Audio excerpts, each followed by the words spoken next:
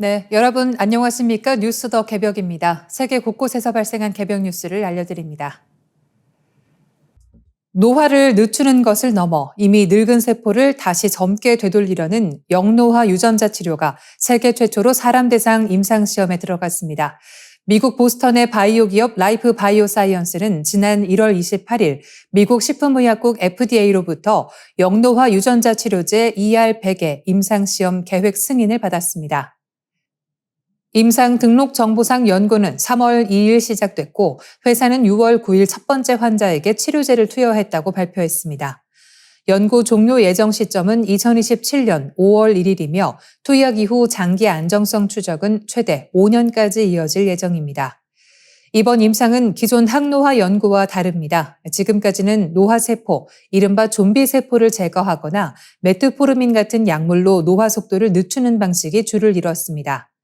반면 ER100은 손상된 세포를 없애지 않고 젊은 세포처럼 다시 기능하도록 되살리는 부분적 세포 재프로그래밍 방식입니다. 이 기술의 배경에는 하버드 의대 유전학 교수 데이비드 싱클레어가 있습니다. 싱클레어 교수는 라이프 바이오 사이언스의 공동 창업자이자 노화를 세포 정보 손실로 보는 노화 정보 이론을 주장해온 생물학자입니다. 이번 임상은 그가 제시해온 노화는 되돌릴 수 있는 정보의 손실인가? 라는 질문을 사람에게 처음 시험하는 무대라는 점에서 의미가 큽니다. 과학적 근거도 싱클레어 교수 연구진의 동물 실험에서 출발했습니다. 2020년 하버드 의대 연구진은 시신경이 손상된 쥐에게 3가지 재프로그래밍 유전자를 활성화했을 때 신경세포 재생이 촉진되고 노령쥐와 녹내장 쥐의 시력 손실이 회복되는 결과를 발표했습니다. 이후 라이프 바이오 사이언스는 설치류와 원숭이 모델에서 연구를 이어가며 인체 임상 단계까지 진입했습니다. 첫 대상 질환은 녹내장과 비동맥성 전방 허혈성 시신경 병증, 즉 NAION입니다. 두 질환 모두 눈과 뇌를 연결하는 망막 신경절 세포와 시신경이 손상돼 시야 손실이나 실명으로 이어질 수 있습니다. 특히 손상된 시신경은 자연적으로 재생되기 어려워 근본 치료가 쉽지 않은 분야로 꼽혀왔습니다. 치료제는 세포를 젊은 상태로 되돌리는 데 관여하는 야마나카 인자 가운데 OCT4, SOX2, KLF4 3가지 유전자를 활용합니다. 유전자 치료에 쓰이는 바이러스를 통해 해당 유전자를 눈 안의 세포에 전달하고 독시사이클린이라는 항생제를 복용할 때만 유전자가 작동하도록 설계했습니다. 진행 일정은 단계적입니다. 먼저 녹내장 환자에게 낮은 용량과 높은 용량을 차례로 시험하고 안정성 자료를 검토한 뒤 NAION 환자로 대상을 확대합니다. 참여자는 단일 용량을 투여받고 첫 8주 동안 독시사이클린으로 유전자 발현을 조절합니다. 이후 첫 6개월 동안 집중 검사를 받고 장기 추적 관찰을 통해 시력 변화와 부작용 여부를 확인합니다. 이번 일상 임상의 핵심은 치료 효과보다 안정성 검증입니다.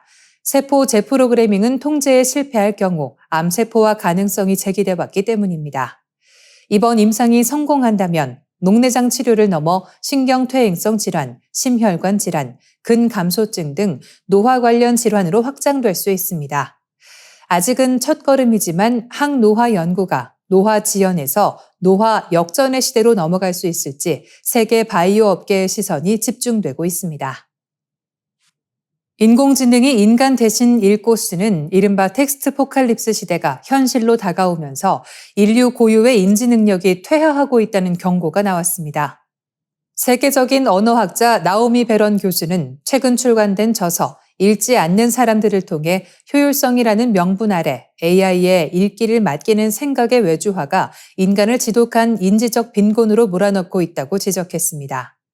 현재 대한민국 성인의 연간 종합 독서율은 38.5%로 역대 최저치를 기록하고 있습니다. 국민 10명 중 6명은 1년에 책을 단 한 권도 읽지 않는 셈입니다. 더 큰 문제는 그나마 읽는 행위조차 인공지능인 읽기봇에 넘겨주고 있다는 사실입니다. 학생들은 과제물을, 직장인들은 보고서와 계약서를 AI 요약 프로그램에 맡긴 뒤 시간을 아꼈다고 자축합니다. 정신적 노력을 최소화하려는 인간의 본능인 인지적 구두쇠 성향을 AI가 극단적으로 부추기는 형국입니다. 하지만 전문가들은 읽기 능력이 한 번 배우면 평생 가는 자전거 타기와 다르다고 경고합니다. 쓰지 않으면 급격히 사라지는 근육과 같아서 AI가 내미는 지름길에 의존할수록 스스로 맥락을 파악하고 비판적으로 해석하는 사고의 힘은 무력해집니다. 실제로 이러한 읽기의 부재는 심각한 사회적 부작용을 낳고 있습니다. 교육과 채용 현장이 대표적입니다. 현재 미국 대학 입학처의 82%가 전형 과정에 AI를 활용할 계획을 가졌으며 지원자가 AI로 작성한 자기소개서를 평가자인 AI가 다시 읽고 심사하는 초현실적인 현상이 벌어지고 있습니다. 이 과정에서 인간만의 개성과 자질은 완벽히 배제됩니다. 게다가 AI의 정보 수집 방식은 정당한 저작권 계약 없이 인간의 지적 자산을 무차별적으로 흡수하는 약탈적 형태를 띠고 있습니다. 2024년 미국의 AI 기업 엔트로픽이 프로젝트 파나마를 통해 최대 200만 권의 종이책을 무단으로 학습 데이터에 집어넣은 뒤 15억 달러의 합의금으로 사안을 종결한 사례가 이를 방증합니다. AI의 치명적인 오류와 편향성도 큰 문제입니다. 문장 속 물음표 하나를 제대로 읽지 못해 사실과 전혀 다른 정치적 거짓 정보를 진짜처럼 생성해내는 환각 현상이 빈번하게 발생하고 있습니다. 인간이라면 직관적으로 걸러냈을 오류들이 AI를 거치며 정제된 사실로 둔갑하는 것입니다. 배런 교수는 책을 읽는 능력을 무지와 지루함을 퇴치하는 진정한 광선검에 비유했습니다. 인간의 읽기는 단순히 정보를 복제하는 AI와 달리 자신의 삶과 경험을 결합해 의미를 창조하고 타인의 고통에 공감하는 고유한 영역입니다. 문학 작품을 직접 읽은 이들이 타인을 향한 편견이 낮고 공감 지수가 높다는 연구 결과가 이를 뒷받침합니다. 기술이 주는 맹목적인 편리함에 취해 스스로 읽기를 포기한다면 인간은 결국 판단마저 AI에 외주화하게 될 것입니다. 민주주의 사회에서 정치적 결정을 내릴 인지적 자원마저 고갈될 수 있다는 뜻입니다. 인공지능의 거대한 파고 속에서 우리가 끝까지 직접 읽고 생각해야 하는 이유는 읽기야말로 인간 사회를 연결하고 유지하는 가장 강력한 힘이기 때문입니다. 미국 음악 시장에서 한국어가 영어와 스페인어에 이어 3대 언어로 자리 잡고 있습니다. K-팝의 세계적 확산이 단순한 장르 인기를 넘어 미국 청취자들의 음악 소비 언어 자체를 바꾸고 있다는 분석이 나옵니다. 음악 엔터테인먼트 데이터 집계 업체 루미네이트에 따르면 올해 1분기 미국 음악 스트리밍 시장에서 한국어 콘텐츠의 점유율은 1.1%를 기록했습니다. 영화가 86.0%로 압도적 1위, 스페인어가 9.5%로 2위를 차지한 가운데 한국어가 그 뒤를 이어 3위에 오른 것입니다. 한국어 점유율은 2023년과 24년 각각 0.7%를 기록한 뒤 2025년 1.1%로 올라섰고 2026년 1분기에도 같은 수준을 유지했습니다. 루미네이트는 방탄소년단을 포함한 K-팝 아티스트들의 꾸준한 인기가 한국어 스트리밍 점유율을 떠받치고 있다고 설명했습니다. 특히 미국 음악 시장에서는 스페인어의 성장세도 두드러졌습니다. 라틴계의 슈퍼스타인 배드버니 등의 활약에 힘입어 스페인어 점유율은 2023년 8.1%에서 올해 1분기 9.5%까지 올라 10%에 가까워졌습니다. 영어 중심이었던 미국 음악 시장이 점차 다언어 시장으로 재편되고 있는 셈입니다. 국가별 점유율에서도 한국의 존재감은 뚜렷했습니다. 미국을 제외한 아티스트 출신 국가 기준으로 한국은 영국, 멕시코, 캐나다, 푸에르토리코에 이어 1.8%로 5위를 기록했습니다. 호주를 넘어선 수치입니다.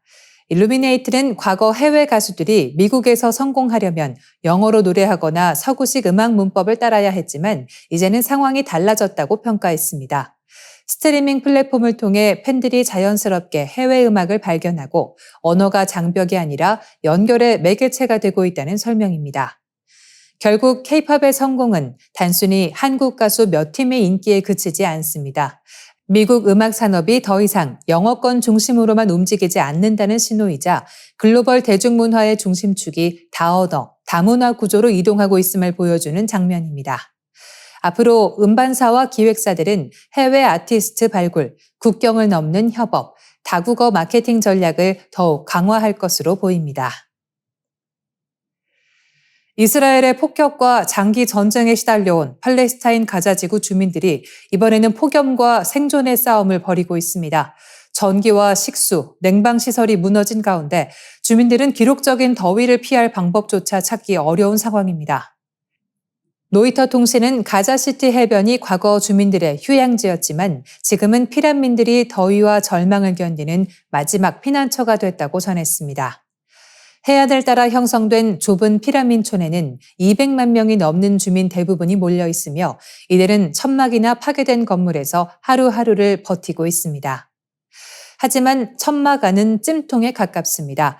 가자지구의 아침 기온은 28도에서 31도 수준이지만 햇볕을 그대로 받는 천막 내부는 훨씬 더 뜨겁습니다. 전기도 없고 선풍기도 없으며 깨끗한 물과 음식도 부족합니다. 자발리아에서 피라논 한 주민은 텐트가 5분 같다며 가족들과 함께 뜨거운 열기 속에서 버티고 있다고 호소했습니다. 주민들이 더위를 식히기 위해 찾는 바다 역시 안전하지 않습니다. 폭격으로 물펌프와 하수처리장, 정수시설이 파괴되면서 바닷물은 하수와 쓰레기로 오염된 상태입니다. 그러나 안정적인 물 공급이 끊긴 주민들에게 선택지는 많지 않습니다. 일부 주민들은 오염된 바닷물에서 빨래를 하고 몸을 씻으며 세균 감염 위험을 알면서도 바다에 의존하고 있습니다.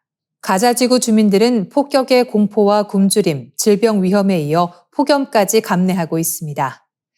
2023년 10월 하마스의 이스라엘 공격으로 시작된 전쟁은 휴전 이후에도 완전히 끝나지 않았습니다.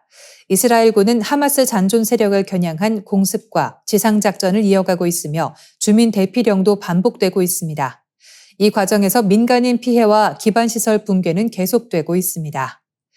이스라엘은 하마스와 무장 세력의 공격을 막기 위한 조치라고 주장하고 하마스는 무장 해제 요구를 거부하고 있습니다. 양측의 입장이 평행선을 달리면서 가자 주민들의 고통은 전쟁터를 넘어 폭염과 오염, 생존의 문제로 번지고 있습니다. 이상으로 뉴스 더 개벽 마치겠습니다. 시청해 주셔서 고맙습니다.